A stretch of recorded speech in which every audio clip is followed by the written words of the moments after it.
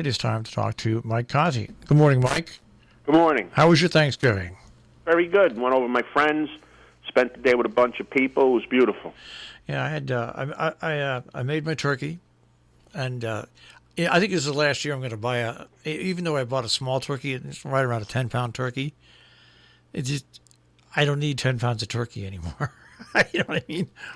10 pounds of turkey to me is like getting a lump of 10 pounds of cheese. It's We made a 19-pound turkey in the air fryer, and not the air fryer, but a deep fryer. Yep.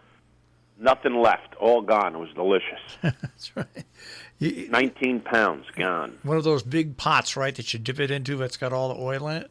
No, it's it looks like a gigantic bread box. Okay. And you just put the oil in there, and then you close it, and it cooks. Wow. That's a big... Yeah, it's really good. Yeah. Well, I'm glad you had a good Thanksgiving. And Thanks.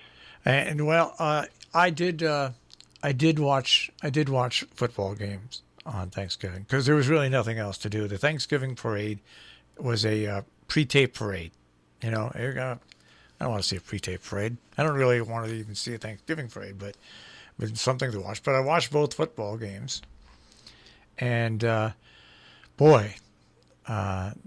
really, the Cowboys.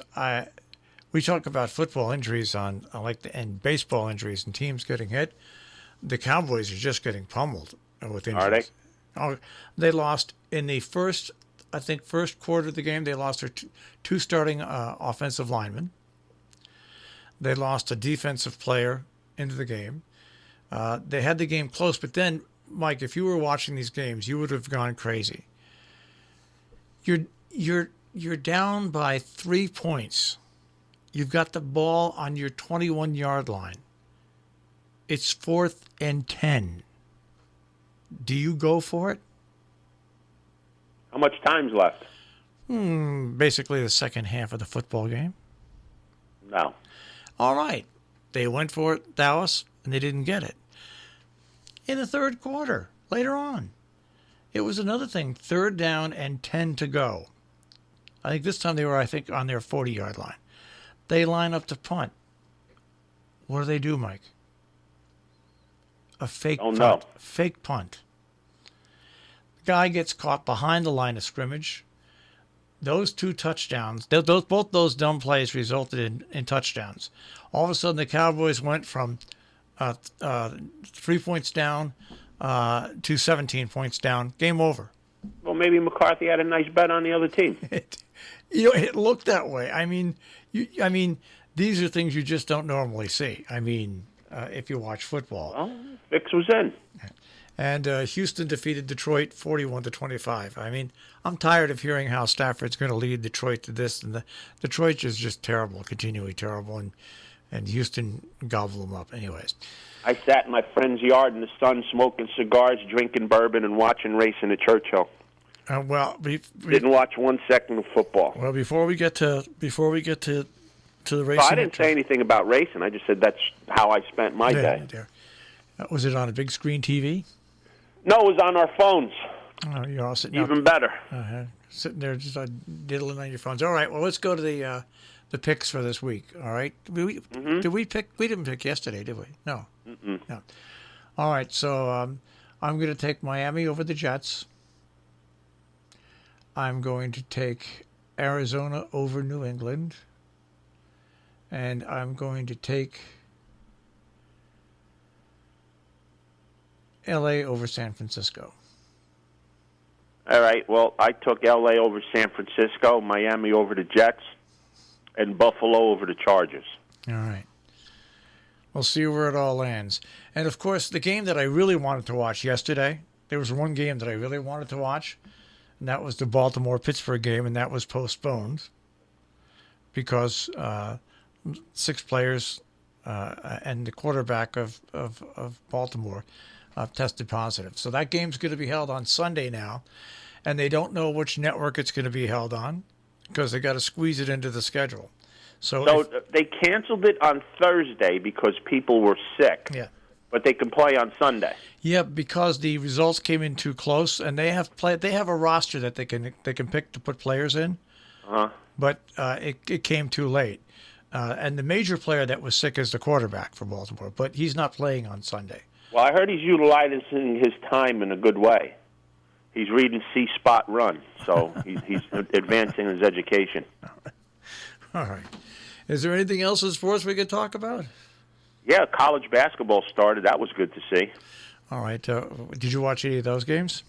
Yeah, I went to my high school's football game Wednesday night, and Kentucky was playing at the same time, so I videoed that and then watched it when I got home. Kentucky's got some talented freshmen on their team, boy. Well, and who's their coach? Calipari. He's still there. Yep, that's right. 12 years. 12 More years. wins in 12 years than anybody in the history of basketball. Amazing. Absolutely amazing. Well, and he does it every year with freshmen, which is the amazing part of it. Yeah, because they use it to jump onto the NFL. Yep, I mean to the majors. Yep, absolutely.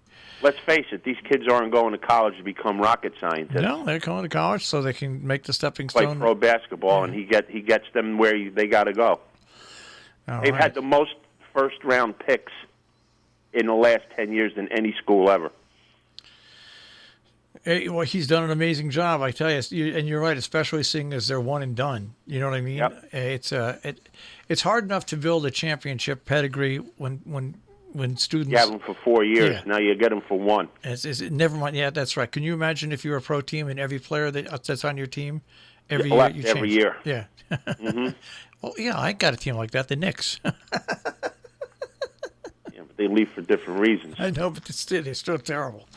All right. So, before we end up sports, yesterday was a 30-year anniversary for me. I used to cover Housatonic Valley Regional High School football. And 30 years ago on Thanksgiving, they won their Thanksgiving game, which is always a big tradition up here. Finished the regular season undefeated to go to the state championship games. They lost in the state championship games, but 30 years later, looking back, it was an amazing season. Absolutely amazing season. They averaged, I think, 25 to 35 points a game, and their defense gave up an average of 6 points, I think, a game. That's pretty good. Yeah, they were just, for a small little high school out in the middle of nowhere, they were amazing. Absolutely amazing. That works. Yeah.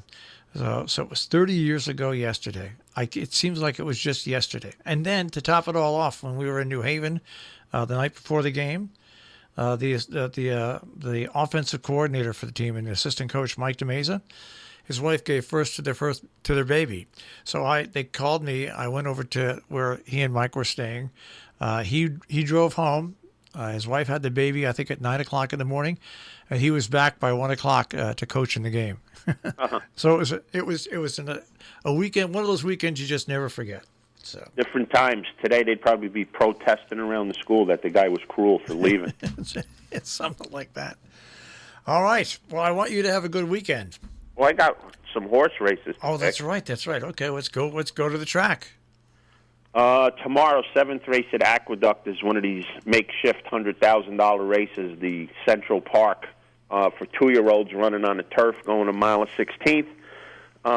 Aqueduct was dead man's closers forever until the last 2 races last weekend on the turf. So I don't know what to expect tomorrow, but I'm going to go back to what it used to be. The 8-horse Never Surprised went 6 furlongs, showed some speed, sat just off the pace, ran a real nice buyer for the horse's only time out of the box, is the favorite and needs to be used in this race. But the other horse I'm going to use on top is going to be the 9-horse Catman, trained by Mike Maker, shipping in from Kentucky at the end of October and training at Belmont. This horse ran on the turf 4 times.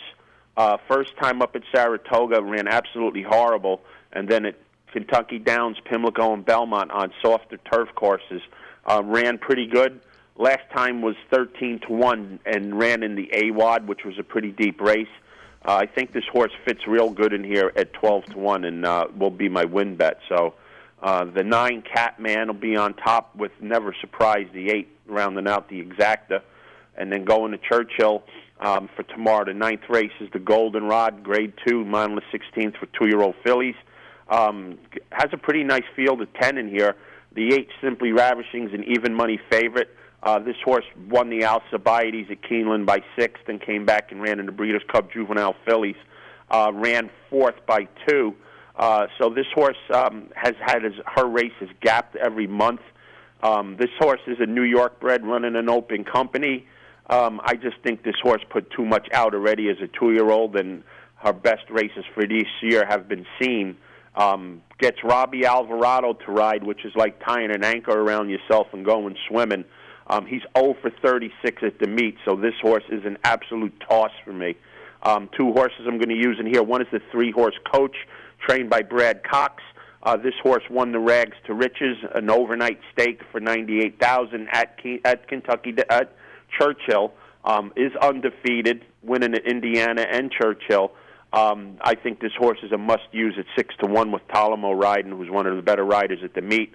But my top pick's going to be the 6-horse Clairiere, trained by Steve Asmussen, ridden by his man Santana.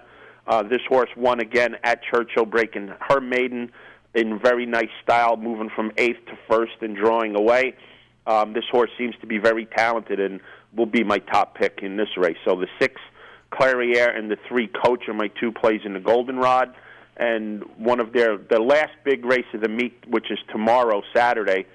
They finish up on Sunday, but the last big race is the graded stake is tomorrow, is the Kentucky Jockey Club mile of 16th for 2-year-old colts. Early look at some horses going in for the Kentucky Derby. The 4-horse Keep in Mind, 6-5 morning line. This horse ran 3rd in the juvenile at 30-1. Ran 2nd in the Breeders' Futurity at Keeneland at 52-1. Still is a maiden. I think this horse is the biggest sucker bet of the year. This horse is another ditch for me. The 8-horse Ultimate Badger, winning an optional 75 claimer, won 2 out of his last 4 races, one of them being at Churchill Downs. 15-1 on the outside. This horse is a big overlay, and you have to use this horse in your exactas. But my top pick is the one sitting on Go. This horse won the Iroquois in September, very good style. Came at Churchill, came back in the Breeders' Cup Juvenile at 9-1. Got a horrendous trip that day, wide all around the track. The horse just had absolutely no shot. Gets another shot today. This son of Brody's Cause is going to be a better price than the favorite, and is my opinion, head and shoulders better than everybody in this race. So the one sitting on Go is my top pick, and the 8-horse Ultimate Badger. That'll round out my exacta. So some nice races today, tomorrow, and Sunday in Churchill and in New York. All right. Well, have fun watching them this weekend. I'll be doing more than watching them. I'm betting on them. You're acting on them. All right. All right, Mike. Have a great weekend. We'll check with you on Monday. You got it, guys. Have a good weekend. Take care. Mike Cozzi with a check on sports this morning here on Robin Hood Radio.